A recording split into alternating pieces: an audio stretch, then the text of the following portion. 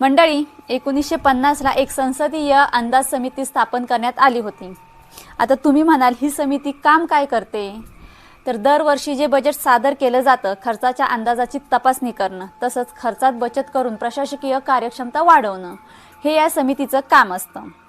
या समितीला यंदा 75 वर्ष पूर्ण झालीत, म्हणून महाराष्ट्राच्या विधान भवनात 23 आणि 24 जूनला एक परिषद आयोजित करण्यात आली होती, ज्यात 600 लोक सहभागी झाली होती। त्यात 250 खासदार आणि बाकी सगळी अधिकारी लोक होती। आता या समितीचं काम काय असतं? तर पैशांचा अपव्यय खर्च हा कसा कमी करता येईल हे सांगणं। मात्र या समितीनेच भरमसाठ पैशांचा खर्च केला आहे। या समितीची राहण्याची सोय हॉटेल ताज आणि ट्रायडंट हॉटेलमध्ये करण्यात आली होती। तसंच यांच्या जेवणासाठी चांदीची ताटं आणली होती। प्रति व्यक्ती 4500 रुपयाचं जेवण आणि चांदीच्या ताटाचं भाडं 550 रुपये पर प्लेट। बघायला गेलं तर टोटल खर्च किती झाला? तर 4500 गुणिले 600 बरोबर झाले 27 लाख रुपये।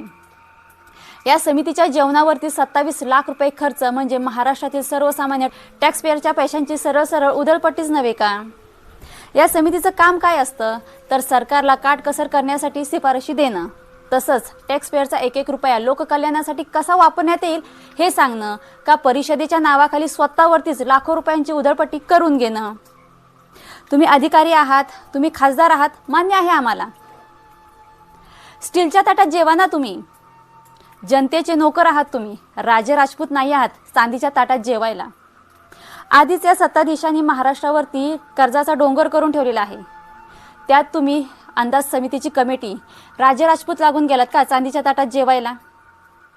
शेतकऱ्यांच्या कर्जमाफीच्या विषयी बोलायचं झालं तर या सत्ताधीशांची तोंड खोलत नाहीत। आणि या अंदाज समितीसाठी पेशवाई थाटात चांदीच्या ताटात लाखो रुपयांची उधळपट्टी करायला कसं जमतं?